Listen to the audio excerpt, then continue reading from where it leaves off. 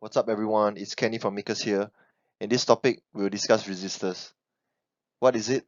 Who invented them? When should you use them? How to select a resistor? And where you can get them.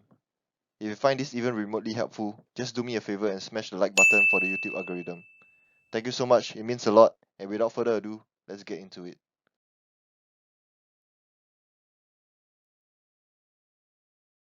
Firstly, what is a resistor? A resistor is a passive electrical component with the primary function to limit the flow of current. You may be wondering, what does it mean? In short, a resistor is a current limiter. It limits or resists the flow of current within a circuit. As you can see in this illustration, there's a relationship between the voltage, current, and resistance. This fundamental relationship is called Ohm's law. When describing voltage, current, and resistance, a common analogy is a water tank. In this analogy, charge is represented by the water amount, voltage is represented by the water pressure, and current is represented by the water flow. Consider a water tank at a certain height above the ground. At the bottom of the tank, there is a hose. The pressure at the end of the hose can represent voltage. The water in the tank represents charge. The more water in the tank, the higher the charge, the more pressure is measured at the end of the hose. Let's say now we have two tanks with the exact same amount of water, but the hose on one tank is narrower than the hose on the other. We measure the same amount of pressure at the end of either hose, but when the water begins to flow, the flow rate of the water in the tank with the narrow hose will be lesser. In electrical terms, the current through the narrow hose is less than the current through the wider hose. If we want the flow to be the same through both hoses, we have to increase the amount of water in the tank with the narrower hose. This increases the pressure at the end of the narrower hose, pushing more water through the tank. This shows an increase in voltage will result to an increase in current. This shows that we can't feed as much volume through a narrow pipe than a wider one at the same pressure. This is resistance. The narrow pipe resists the flow of water through it, even though both tanks has the same pressure. In electrical terms, this is represented by two circuits with equal voltages and different resistance. The circuit with the higher resistance will allow less charge to flow, meaning the circuit with higher resistance has less current flowing through it. Next, let's go through the different types of resistors there are in the market. As you can see, there are many different types of resistors. They are classified according to the type of material used, the manufacturing procedure, and their applications. I will only be going through the commonly used resistors in each subcategory. There are linear and non-linear type of resistors. A linear resistor is one whose resistance doesn't vary with the flow of current through it. Linear resistors are further classified as fixed and variable resistors. Here you can see the various types of fixed resistor. The most commonly used resistor is the carbon film resistor. This figure shows an image of a carbon film resistor, and this figure shows the construction of a carbon film resistor. A carbon film resistor is made by depositing a carbon film layer on a ceramic substrate. The carbon film acts as the resistive material to the current, and the ceramic substance acts as an insulator. Metallic caps are fixed at both ends, and the copper leads are drawn out.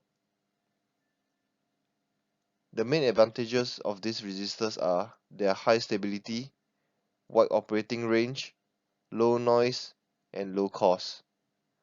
The carbon film resistors are the most preferred one over the carbon composition resistors due to their low noise. This figure is an electronic symbol of a fixed resistor based on the IEC standard. And this is the symbol based on the IEEE standard. A trimmer resistor and a potentiometer is under the category of variable resistors. I will be going through potentiometer. A potentiometer is a 3-terminal resistor having a shaft which slides or rotates. This shaft, when operated, forms an adjustable voltage divider. A path of resistive material with resistance of low to high value is laid internally, and a wiper is placed so that it connects the resistive material to the circuit.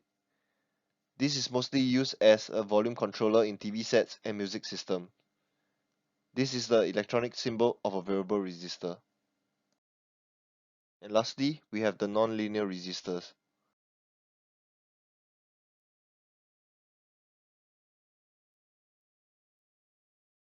Thermal means temperature. These are the symbol of a thermistor. In this resistor, the resistance varies with temperature. This is used for measurement and control purposes.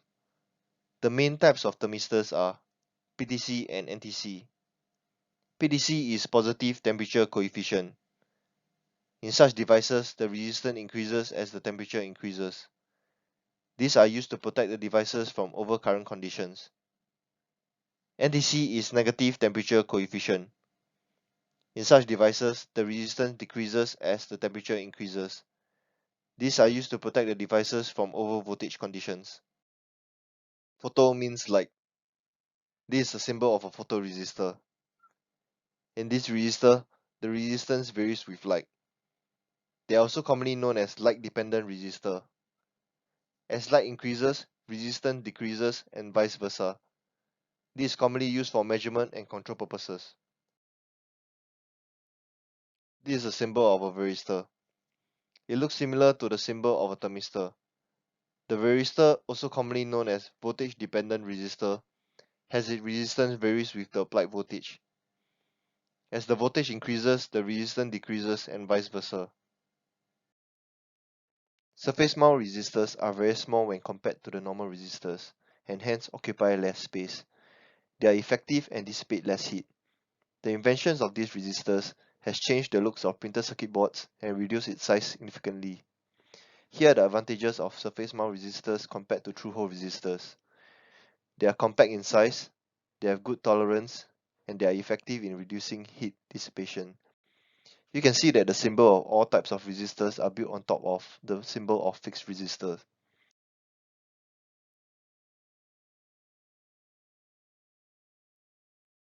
Who invented resistor? Otis Frank Boykin. Boykin earned his first patent in 1959. He developed the wire precision resistor, which enabled manufacturers to accurately designate a value of resistance for an individual piece of wire in electronic equipment. 2 years later, in 1961, Boykin earned a patent for an improved version of this concept, an inexpensive and easily producible electrical resistor model with the ability to withstand extreme acceleration and shock and great temperature changes without change or breakage of the fine resistance wire or other detrimental effects. Boykin's invention significantly reduced the cost of productions of hundreds of electronic devices while making them much more reliable than previously possible. His inventions include improved electrical resistors used in computing, missile guidance, and pacemakers.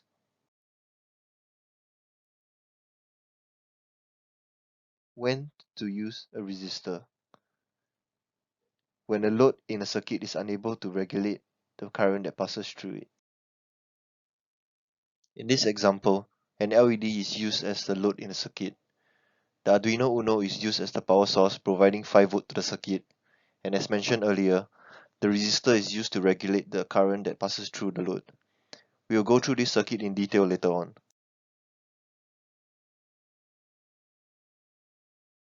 How to select a resistor? With the help of Ohm's law. Ohm's law is a law stating that electric current is proportional to voltage and inversely proportional to resistance. If we know two properties, we can calculate the value of the third by rearranging the above equation with some simple algebra. You can search for an LED for your circuit, or search for the part number of the LED you currently have. Look for two variables from the datasheet, the forward voltage and the current limit of the LED. Starting with the supply voltage of 5 volt, we will subtract the LED's forward voltage of 2 volt, leaving 3 volt to drop across the resistor. Because the resistor and LED are in series, we know that 20 mA will pass through both the resistor and the LED. Looking back at the Ohm's law equation, we can fill in the voltage and current for this circuit. Therefore, resistance equals to 3 volt divided by 20 mA or 0.02 ampere. This gives us the value of 150 ohms. Now we know the resistance that is required, but there is one more step to ensure that we select the appropriate resistor. Resistors have different voltage ratings, and we need to make sure the resistor's voltage meets or exceeds the voltage required. The formula for power is power equals to current multiplied by voltage. To solve for power, we take 20 milliamps or 0.02 amps and multiply it by the voltage drop across the resistor. In this case, it is 3 volts. This gives us a value of 0.06 watts or 60 milliwatts. With the calculated value, we could refer to the color chart and select the right resistor for our circuit. For a 4-band colored resistor, there will be a first digit, second digit, multiplier, and the tolerance. A 1% tolerance means that a 150 ohm resistor could range in actual value from as much as 151.5 ohms to as little as 148.5 ohms. A 10% tolerance means that a 150 ohm resistor could range in actual value from as much as 165 ohms to as little as 135 ohms. You can find tolerance ranging from 0.05% to 10%. Resistors with tolerance lower than 2% are called precision resistors and are much more expensive. A 150 ohm resistor with a tolerance of 5% will be color-coded brown, green, brown, and gold. This will be the resistor used in a practical example as shown in the following image. With the digital multimeter, I will show that the resistor with the color code selected is 150 ohms. However, we can see that the resistance is slightly off of 150 ohms due to the tolerance of 5%. For the practical demonstration, we will be using a breadboard, an Arduino Uno, a 150 ohm resistor, a LED, and 2 jumper cables.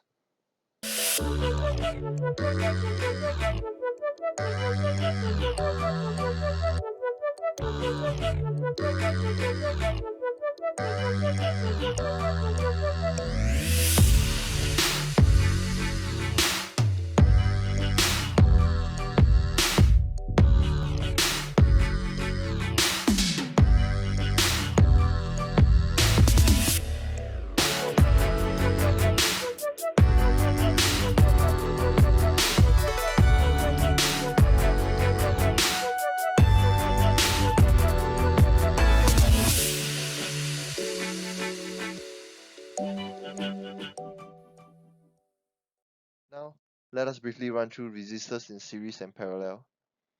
There are many different values of resistors. In situations where you can't find the value you require for your circuit, and you want to make use of what you currently have amongst the resistors you have lying around, knowing how to combine resistors in series or parallel in order to create a new resistance value can come in handy. Let us first have a look at resistors in series as they are easier to understand. When you put two resistors in series, in this example R1 and R2, the resistance just add up to create the new resistance value. In our scenario, to achieve a value of 150 ohms, we could use two resistors of similar value, which gives us a value of 75 ohms for each resistor. A 75 ohms resistor with a tolerance of 5% will be color-coded violet, green, black, and gold. This will be the resistor used in the practical example as shown in the following image. With the digital multimeter, I will show that the resistor with the color code selected is 75 ohms. However, we can see that the resistance is slightly off of 75 ohms due to the tolerance of 5%. After combining the resistors in series, you can see that the resistance is extremely close to 150 ohms, despite the tolerance of 5% of each resistor.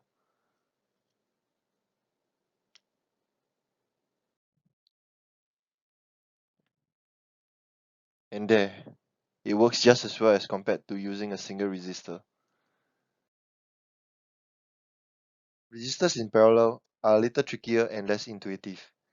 Having resistors with both ends connected as seen in this circuit, the equivalent resistance is 1 over R equivalent equals to 1 over R1 plus 1 over R2, or in other words, the resistance add inversely. In our scenario, to achieve a value of 150 ohms, using two resistors of similar value, this gives us a value of 300 ohms for each resistor. A 300 ohms resistor with a tolerance of 5% will be color-coded orange, black, brown, and gold. This will be the resistor used in the practical example as shown in the following image. With the digital multimeter, I will show that the resistor with the color code selected is 300 ohms.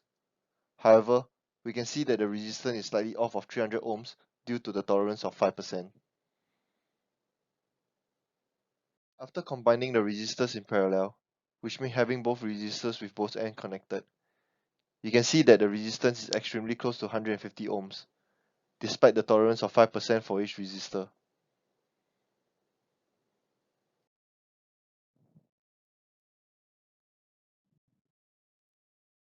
And there, it works just as well as compared to using a single resistor. Why use a resistor? Let's take a look at why we need to include resistor to our circuit. Did you catch that? The LED immediately blew when it was connected. Let's watch it again in slow motion in case you didn't catch that.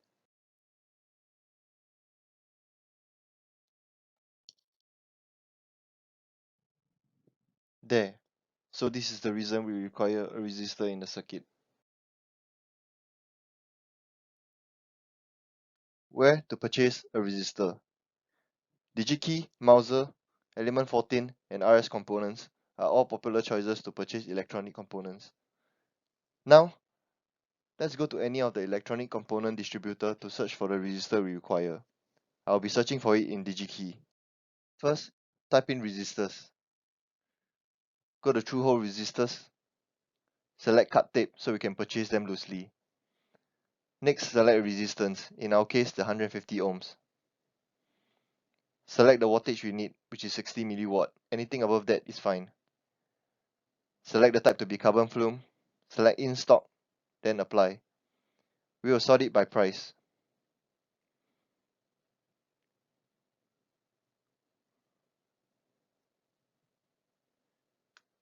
And the first one checks out all our requirements. Thank you for watching. Don't forget to smash the like button. This helps out the YouTube algorithm, and hopefully we could get this video to appear in front of people who will find it helpful. Make sure to subscribe and hit the notification bell if you have not already done so. Thank you so much for watching, and until next time.